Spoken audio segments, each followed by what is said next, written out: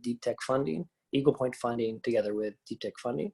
This is episode 1. So we're going to kick off the funding stories, which are going to be interviews with founders, where they tell their story about how their startup got funded.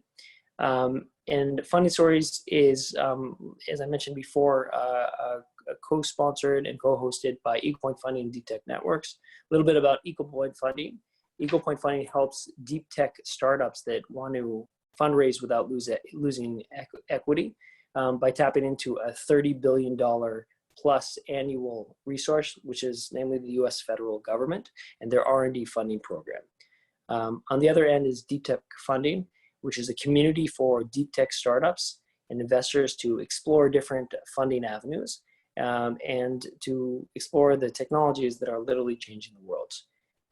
Now we are joined by the star of the night, our first founder to kick off Funding Stories, the talented Marcia Elizabeth Christian Favale, who's the founder and CEO of Blingby, which is an advertising company which is promoting the future of ad tech without actually advertisements. Welcome, Marcia. Thank you very much. I am very pleased to be here and honored. So thank you for the opportunity to tell my story.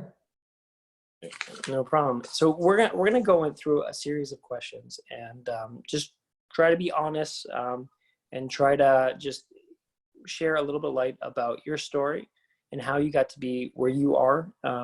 So let's start at the very beginning. Who are you and what would you like to be when you grow up? Well, I hope I never grow up. I'm going to start with that. I hope that I never leave this realm of childish curiosity and creativity. That would be a very sad thing. I still believe in Alice in Wonderland's commentary, and I actually teach and tell people, not only my team, but when I'm speaking in other things, you should definitely think about at least 6 impossible things before breakfast. So I do not want to ever grow up in the sense that it stifles this creativity, this want to disrupt, this curiosity of thinking outside the box. So no, I don't want to grow up, but I want to keep all the maturity that I've gained through my life and being able to get this curiosity, these things I want to do, and actually be able to execute on them. Oh, fantastic. Yeah, I also would never, ever want to grow up. Sometimes I feel like I got a lot of grown-up things to do today. So tell us a little bit about you, your backstory. Sure. Who are you? Who are you outside of Blingby? Well, outside of Blingby, I'm a very complex person. I'm a person that was born in the United States, American parents. I spent part of my time in high school in Brazil. So I grew up in a family that's traveled all over the world. They yielded from Europe. So I have all these different influences. When I was in high school, I was in fashion, while I was also doing my preparatory work to go to university. Then I came to university back to my country, United States. And from there, I went to investment banking, where I covered media, telecom, amongst other industries. I'm a mother, which is one of the most important things in the world. And I'm a citizen of the world. I'm a person that consistently impacts people every single day in everything I do, because I believe that we create a better world based on how we treat others and based on what you do when you have the ability to influence. And that can be opening up a door for your cleaning lady or cleaning man to how you address an investor. So it's a complex question, but we're all of that. I'm all of that. We should all be all of that. When you were kind of mapping this out, did you see yourself going into the business world? Did you see yourself becoming a CEO of a tech startup? Ever since I was a little girl, I always knew that I had to lead. I always knew that I had to literally act on my visions. And you know, being a CEO, take that title, because you can be a CEO in an investment bank, you can be a CEO in different things. A CEO in a tech company is really what you're asking. Did I see myself as an entrepreneur? And I believe that being an entrepreneur is a state of mind. So it's not about the cool t-shirt you wear and the nice, expensive white tennis shoes and etc. That's not being, or the attitude that comes with it. Being an entrepreneur is a state of mind. Are you a person, like the 6 impossible things in the morning that you think about? Are you a person that likes to innovate? Are you a person that likes to disrupt? When you work, even in a very structured industry like finance that I did, I changed things in my department. I created new businesses. I created new ways of thinking about even something as solidly entrenched like a restructuring. I created an international restructuring and the world, a benchmark that never existed in 2009. So 2010. So I think being an entrepreneur is first a state of mind that you're not an employee. And that's the distinction.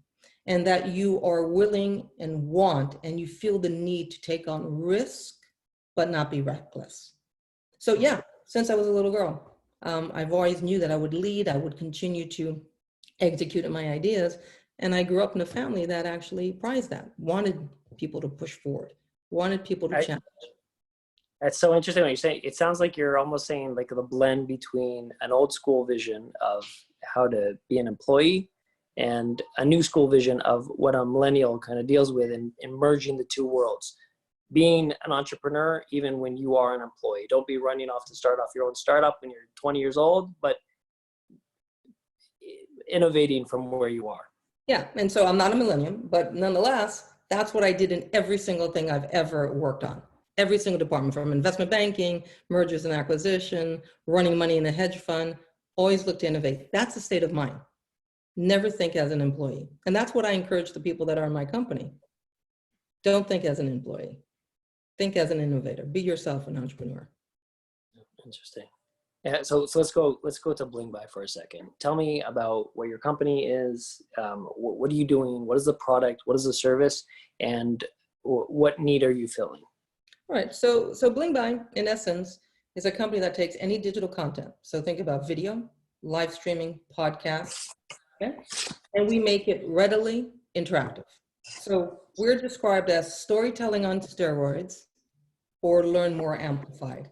Because when you're watching a video or a live stream or listening to a podcast, or even looking at a programmatic ad, we create a knowledge layer around it so that people can interact with that, be it real estate, e-commerce, learning. So with the ability of being able to interact with the message, those who are producing the content gain from our technology narrative design control. They're protected from theme erosion. That's the first need that we answer. The second need we answer is that we eliminate or minimize considerably search friction. You're no longer competing with Google, who had the better SEO. Is my SERP okay? What happens if I put this message out and 500 people comment, or a competitor actually paid more for advertising and I'm kicked off? So we eliminate or minimize search friction. We allow for you to have constant and continual pertinent narrative control. So therefore theme erosion is significantly minimized. And we actually deliver that content the exact way the digital audience wants. We don't care if it's messaging, if it's social media, if we're cross screen, if it's programmatic, if it's audio. So being able to touch your audience throughout different mediums of delivery without friction, without stifling what you want to say. You don't have to adhere to my technology. You don't have to have a different player. You don't have to change the way you do your creativity. We work around you. So in one big contract I got, I literally put a line of code. Now this takes years of developing inside a staging site, and within 4 minutes, my entire technology was on their website. No developers. Wow. That's the need that we're answering. Wow. So the idea to create a seamless, both on the tech side, how the tech feels, but also from the user experience. Right. And because we did it differently is why we have a US utility patent on the technology. That means not just an aspect of the technology, the entire technology. We actually have, believe it or not, a design patent from China because of the agility and how it looks, and a design patent pending in the United States and Europe. So we figured out a way that it shouldn't be that technology makes you change your business completely and it's heavy, it's burdensome. It should be plug and play, and that's what we are. Amazing. Amazing. How did it start? Like, where was that? What was the early beginning? I gotta tell you, I was at my alma mater. I was at Oxford, about to give a lecture, and I was playing on the envelope, and I was discussing how communication can be better. And then, you know, one of the realizations I've always knew, coming from media in entertainment and et cetera, as a person that was in it and as a banker, I knew that video live streaming was going to become a medium of communication. Just look Sure. So We I said, all knew it, right? We all felt it. actually, not really. Not really. When I started talking about No? it in 2015, some people said, no, not really. People don't want to do it. Depends on the generation you were talking to, right? Depends on the market. Millennials, Generation Z knew, right? So Yeah. I said, how can I create an instance where you're not in this player box where you're limited, you can only have a certain amount of items? How can you make the experience seamless? How can you treat the viewer as they're intelligent, right? And anecdotally, the button, the CTA button that's most pressed is learn more, not buy now. So people need to change their mindset. Okay. Learn more, not by now. Okay. Right. Learn more is the Because button. people don't want to be sold to. Correct. It connects it. Okay. Correct. So what we do is we tease out all the product information, if it's e-commerce or if it's education, the learning experience. So I knew people wanted to do that because I'm like, wouldn't it have been a lot easier if I, instead of flying in to do a lecture, a guest lecture on macroeconomics at Oxford, being in New York, if I could actually just deliver this via video. And then I said, when I was actually giving the lecture, I said, and please look at this link and please look at this. I said, this is not efficient. Imagine being able to shoot my lecture live, which what we do now, and you can interact with what I'm saying in real time. And that's how Blingby was born. Well, I mean, we think about the COVID application of something like that is just it's a real need now. We have no choice. Exactly, and it's been booming our business. You know, I'm very grateful. I'm very humbled, and I'm very conscientious that other businesses are suffering. Yeah. So I don't Yeah. say this with a light heart. I say this with a heavy heart. But yes, so you know, it's almost like being a surfer. You have to get the wave exactly in the right time. And gratefully, we were in the pole position to take advantage of this need.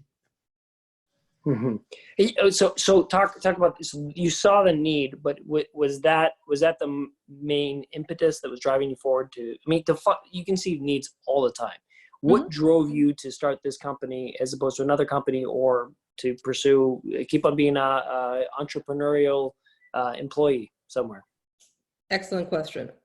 Was the clarity of my vision of how to create it and execute it.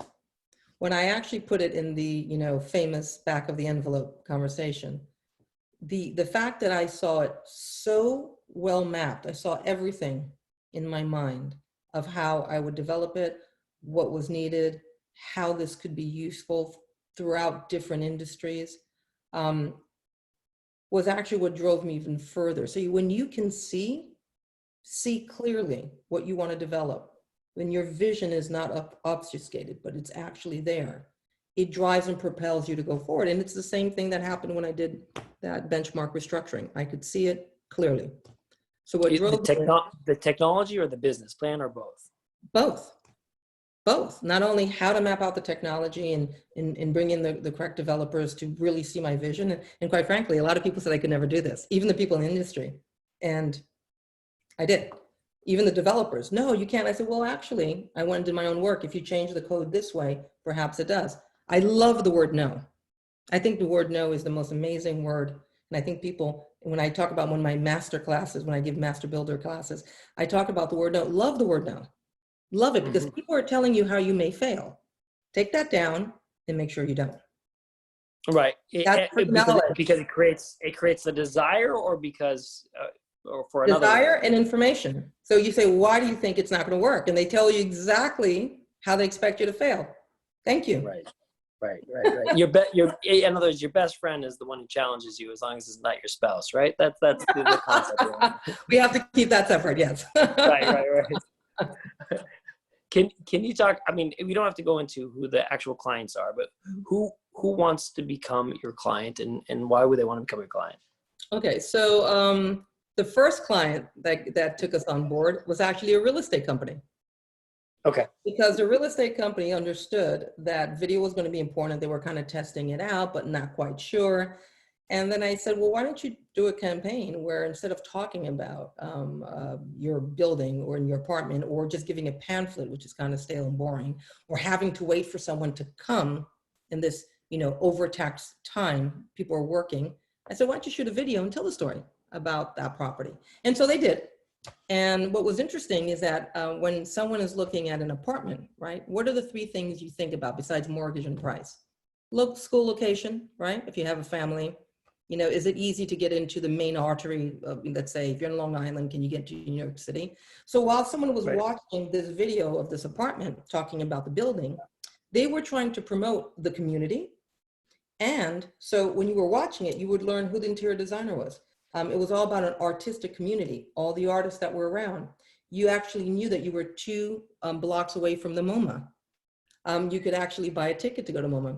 The school system dropped down. So you could actually know what the high school and the primary and middle school were. You could download the subway schedule, in addition to knowing what kind of sink. So basically, when you look at a video, listen to a podcast, or even a live stream like we're doing now, there are many questions that are going cognitively in your mind. And sometimes you forget them or you have to write them down. That's the search friction issue as well.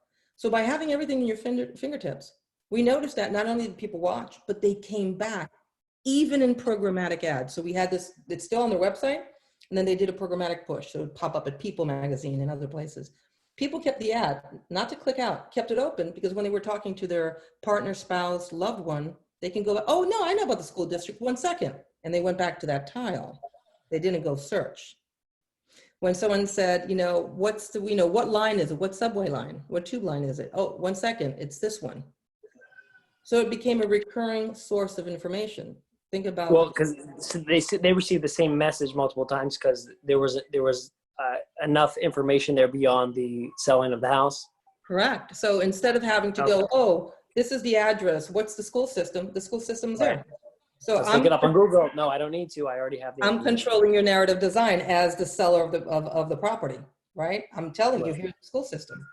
Come back to me. So we have a lot of repeat views because those tiles don't go away. They're a constant source of reference. It's a hub of knowledge. So, sorry, to answer your question, that real estate was one of the first, right? And then we have a major media company that has us on their website, and they use this for content management. So you're gonna go, what does that mean? You have these media companies that have all these amazing shows, and when you land on their website, all of a sudden you're down a rabbit hole, and then they don't know where you went. So they use us to actually manage content and traffic interactivity. So they can do a reel about what's coming new and what's leaving, for example, right, for a month. And the person can say, oh, in this 1 minute video, they can say, oh, there's like 5, 6 different shows. Did I catch it? Do I have to go back? No, it's here. The titles are here. Then you can subscribe. You can be directed to see the trailer of the show or an event. So they use this for content management. Another big media company, when I say big, these are global names, use us for e-commerce. So they took an episode of one of their most famous shows, and they wanted to drive e-commerce during the pandemic so that you would buy their merchandise. So they showed an episode of the show, and then all of the different products they wanted to came out, and we did it through social media. So our technology works through social media. We also have people, well, more important to this conversation, we have the Air Force using us, right? Given the support of Eagle Fund, we were able to win a phase 1 and then a phase 2. And now the Air Force is looking to use us for recruiting, for example, because they understand that if you want to touch the millennial audience, if you want to touch the Generation Z audience, or anyone that's digitally, educated, you have to do it in the way that they really want to receive and have information delivered. So they're going to use us for recruiting, training, and onboarding. So if you want to know what it is to be an airman, we answer that without you having to go and search about, oh, what's the video? What is it to be a woman in the Air Force? Well, guess what? When they're seeing that video, they can click on the experience for women. They can understand, do they have to shave their hair or not? They can understand where the base is. They can understand what basic training is like. All of that in your fingertips. So what you do is you create accessibility, which drives self-efficacy, and then propensity. And that's what Blingby does. That's amazing. That's amazing. So it's amazing that you're able to do that without overloading with information, because the information doesn't have to be so pertinent right now. It's even sensory cues almost, but it's a sensory cue that you're going to remember and go back to. Correct. That's great. So that's amazing. It's not in your face. No one wants in your face advertising. Now, it's still there because people are set in the ways and they don't want to move. But that will be dying as Blingby becomes more evident and technologies of such. Okay. Wow. Listen, I want to jump into the funding. I want to get to the story behind it, but first I want to just jump for a second. And can you tell a little bit about the people you work with? My team, Yeah. no company or initiative in any way is a lone pursuit. And when people said I did this on my own, I don't know anyone in the world that did anything on their own. It's always a team effort. And I have the most amazing team. And the team is eclectic to bring in different views. So our chief product officer, Michelle Francis, in her own right, was a fashion model internationally. So she brought the fashion sense into the company, but also an artist that's in a museum. She's in a permanent collection of contemporary art. So she always had the aesthetic and the eye and understood what to bring in terms of product design and project design. So she brought a lot of that, also went to Parsons, right? So has that idea. We have Rachel, who came from the social media side as well, NYU grad, who came in, how do you build social media presence? How do you build technological presence in social media? And how do we translate and adapt it here? We have a new person that joined, Ellie, also from Parsons, where she has a degree obviously in fine arts, but also in computer science. So she's our design technologist. So she's bridging that gap between technology. I have amazing developers who have been with me since 2015, which what made them amazing is when they heard what I wanted to do and said, this has never been done and can't be done. I said, that's great. Now erase that. And now let's do it. Okay. Yeah. We work together. I mean, now I have I have all these different coding experiences myself, and we continuously challenge each other. Right. So I have the languages as well to have the conversation. So the team is incredible. The team has been incredible, and it continues to grow. And it's really about the culture has to be really aligned, and you have to make sure you make the right managerial choices on who you bring on board, that they have the vision, and they also have to have the ability to work in a startup and in an early stage company. You do have to be a jack of all trade and master of all.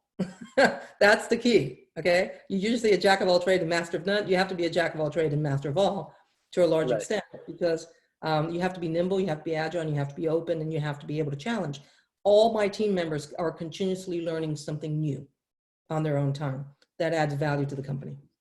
Yeah, so that's that entrepreneurial spirit you brought into the beginning, saying everybody has to be, everybody's an entrepreneur here. Doesn't matter if you came in to do product design, you're going to be an entrepreneur. Correct. It's almost, you could almost define entrepreneurship as knowing beyond what you need to know.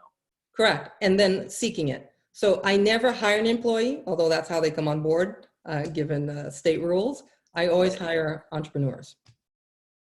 And you have to also have a body of people that are comfortable in being uncomfortable. And this is what I practice. I practice this in life. You have to be comfortable with being uncomfortable. The minute you're comfortable, there's something wrong. You're static. You gotta love that. You gotta love to be on your toes. If it's a burden, step out of the ring. But if you wanna be in any form of an entrepreneur mindset, you have to be comfortable with being uncomfortable. And you have to do something else. You have to understand that you're not supposed to be perfect.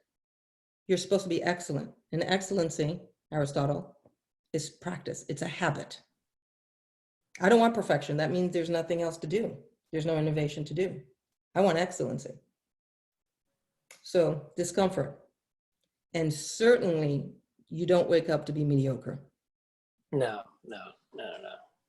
Well, let's talk about something uncomfortable. Let's talk about asking people for money to fund your vision. What was your approach when you were going into funding?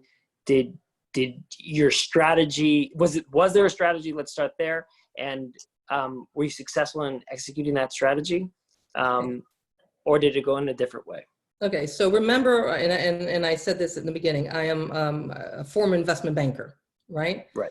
So finance, raising funding, and how do you look at your capital structure is innate, right? So the first thing I did was to go to friends and say, this is my vision, many of whom went to Oxford with me, and said, this is what I like to do. So all of them wrote checks, okay? So that funded the original beta technology, let's say, that helped with getting the patent and the design patent. I have put in the bulk of my money. Now, this is what makes me different.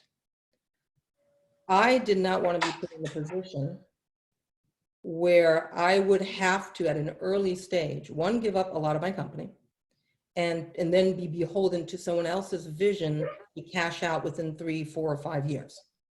Because I understood, having evaluated company in my past lives and taking them to market and, and researching them and analyzing them, you can have, when people say, what do you want to, where is it going to be in 1 year, 3 year, 5 year? No one knows. No one ever knows. Okay. You make believe and you may speak as you do, but no one really knows, right? It's a constant thing, being uncomfortable. It's a constant change, right? If you told me, would I think that real estate would be the first one? No, thank God it was, right? Like client. So you really don't know, but you have to have a plan. So I needed to have the flexibility where I wouldn't be beholden to a monolithic view, only focus on e-commerce, only focus on this, because my vision for the technology, which now is proven correct, and especially with COVID accelerating that, this touches all different industries, as it should. Why would you want to be so focused? If you're an investor, why would you want to be so focused? You want something that can be everywhere. You want something that has economies of scale and scope. So that's how the company was designed. I also knew that that would be perhaps an obstacle. So I put in my own money into the company. And at the same time, had a strategy like we're having you guys help me in getting revenue so that you can continue to build your different vectors, right? Self-funded, if you like. So now we are entertaining the ability to get investors, because right now we're in a blitz scale phase. We're in a phase where an investor that wants to participate in Blingby and join us in the growth will see that there's value in different industries and will actually embrace that, rather than stifle the growth for a quick exit. So when you put your own money in there, and it must have been a lot easier to go to your friends and say, hey, you should put money into this as well. Without a doubt. And what about at this stage? At this stage, you are bringing on investors. How do you choose your investors? So in this stage, we've got money from the contracts coming in from the Department of Defense, right? As I said, phase 1, phase 2, and et cetera, and other clients that I've mentioned. Now, one of the criteria is that either an investor is pure money, or it's an investor that brings money and has a strategic value to the company. That's extremely important, right? Because the best is to get money and have somebody or have the investor have a vision, have the ability to help you execute on your vision, have the ability to open doors that you haven't, have perhaps the ability to question and help grow the company. So really, investors come in different ways, right? So it could be just pure money and we can continue with our vision and keep growing, or it can be a strategic investor. That could be interesting, right? We are not interested in investors that are only looking for a 3-year exit, because I see this company as a $1 billion company, not for any grandiose vision. It's just do the math. If it could be in real estate, it could be in media and entertainment, it could be in the DoD, in education. Why wouldn't it? Yeah, 100%. So take us back to this. So what enabled you to do this? You started putting your own capital in there. You brought in friends and you got them addicted to your vision. And then on top of that, you were already at an early stage, bringing on customers, paying customers, and then eventually bringing into a partner in the Department of Defense. Let's go to the last one. What made you decide to pursue federal funding from the U.S. government? And this is not a plug to whomever is listening. Fortuitously, one of your teammates actually came to us and said, we think your technology is interesting. Would you ever think of going to the federal government? So I have to give credit where credit's due. It was really a push from Eagle Fund to turn around to us and say, I think your technology is interesting, and we would like to come and pitch what we can do for you. And it was one of the best decisions we've ever made. Yeah, so talk a little bit about what have you gotten from them? Because you said you want an investor who can open up a door. And how do you treat the Department of Defense? Are they opening up a door for you?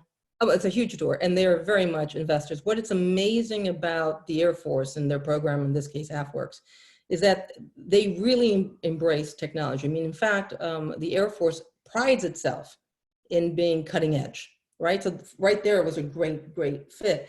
And they give you the ability to fund your vision within the context that they want to use it. which then opens up the door to further, after you have this phase 2 test, right? With whatever squadron in this case signed your MOU. Then you have the ability to market that technology that's already been built together with a partner, with that squadron that said, this is the need and you met it. They become then your advocates, right? Internally, Okay. and then be able to commercialize it. So it's if you get to a phase 2, you want to get to a phase 3. And having a partner, like the people we're working with are absolutely extraordinary. They're in every week we have a call. They are involved in every part of the development of what we're doing for them. And they're always thinking about how can we make this a phase 3 candidate, right? How can we get other squad? And in fact, since they signed the MOU, we have 2 other squadrons that they brought in this phase 2 to help us get to, once we launch, to get other squadrons on board. So, so in a very interesting way, without taking any equity in our company, they provide you the capital, they provide you the expertise, they want you to be successful because they've got their name on that MOU. They went to bat for you, right? So they want to make sure, not every squadron is the same, but the team we're working with are absolutely extraordinary. Wow. And I mean, that's the best scenario. It's amazing. So you used a lot of terms there. I'm gonna jump in here. We talked about phase 1, phase 2, MOUs, phase 3, all these things.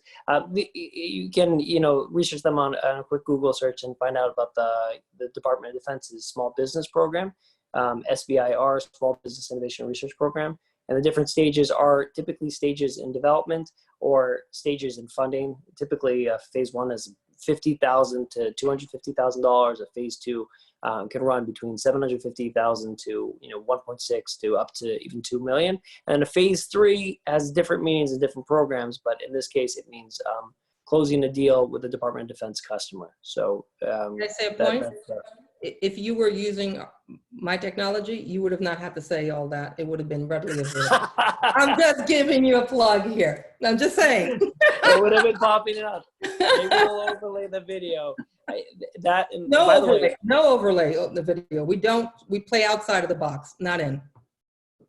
That's so interesting because it is so hard to have a conversation without having to deviate from the conversation to explain. And exactly, your point is very strong here because people only have such an extended attention span to be able to actually hold in that. And the biggest compliment, I think, for an advertiser is if you have to watch a video twice, right? I didn't get everything I wanted out there. I'm going to see it again. And I think that what you're onto is really, that makes it next generation. Coming from the finance world, people think advertising is about, Nike sneakers. Well, let me tell you something. Everybody markets themselves every day. You're advertising every day as a person. So we even have a financial institution that is looking to translate research, which I even did when I was at UBS, 5,000 words, which no one has time to read on the desk when they're trading, and change it to video where people could interact. So what was the S&P rating? Click. What are they telling for us to buy? What's the effect here? Everything, even on research. Think about corporate earnings. Think about events. You're sitting there listening to a panel. Who are these people? Where is it again? It's contactless information on your phone. Why wouldn't you? That's really true. It's truly amazing. It's truly amazing. Okay, let's end with 3 last questions. Let's focus on some advice for our audience who's listening in. What are some funding related activities that you recommend an early stage startup go about? Listen, the most important thing is the type of money you bring on board. Okay, it's not the amount, it's the type. Okay, and I think that some people just focus on, I need $1 million, I need 5 million, I need 10 million. Yes, you may need that to fund your business, but there's a big difference between a 10 million or 5 million of a person that doesn't see your vision, or a 5 million of a person that's aligned with your vision, or someone has a competitive vision. So understand the source of the money. What do they want from you? What's their objective? Because it may not be aligned. And then if they take too much of your company, they're calling the shots. And that's difficult. Now, if you are just building something for a quick turnaround, fantastic. But if you're Right. building something for longevity, if you really want to see the fruition of your vision coming true, then consider the source, and consider Okay. the source of criticism as well. Okay. Maybe so that's fantastic, because that's once you have an investor, a couple investors, decide very scrupulously who you're taking on, because you're basically taking on a member of your team, essentially, is what you're saying. What's an activity I can do, a proactive activity that I can do in order to get my startup funded at this stage? And we can maybe even touch upon COVID. We're dealing with a really hectic time right now. What's No. an activity that I can do that is time tested? The one thing I wish I had done before, but if wishes were horses, beggars would ride, as Shakespeare said. But everything is in its own time, is to start a program like this. If you want a phase 1 and a phase 2, you're given money to execute on your vision. Take advantage of these programs, because not only do you benefit the Department of Defense by executing on it, but you also give yourself a cushion so that you can also have a trusted partner in developing your technology that wants you to use it for commercial use. They want you to go out there. They want to be proud. It was incubated in the Air Force or wherever in the deal, and now it's out there. I believe, and I could be misquoted, but a series in 23andMe, I believe, was also funded through something like this. That's what I've been told, way back when. So That's true. look at these grants, these awards, these abilities, which most people don't even think about. Think about it, because it's an amazing program. I really do. And it gives you a lot of clout and credibility. And I don't want to disaggregate. Your vision has to come with where you're going to raise money, because that's how you're going to focus. Should you do crowdfunding? Then you have people that give you money and they're not involved in your business. Maybe that's something. If you have, so you have to think about what you want from your company when you start thinking about raising money. Right? And so that's what I count as a former investment banker and investor. So I used to run money in a hedge fund. Right. What are you guys looking to raise right now? I don't disclose that. Okay. No, but what for somebody who would like to know about an investor who's watching on right now, what message would you deliver to them? We would love to meet you if you're interested in the company. We're looking to raise about $10 million, because right now we are in a blitz scaling phase, which is very exciting. And again, not only for the DoD, with other squadrons coming on board, and even perhaps a revenue pipeline that's not even based on an AFworks program, as well as the media companies that we have. The team is growing. We aggregate data. So Google Analytics does not touch or see our data. I don't believe in donating information to Google. So we have our own data, which is actually more detailed given our technology in terms of precise user to content engagement, which allows for great descriptive and soon predictive analytics, right? And throughout different industries.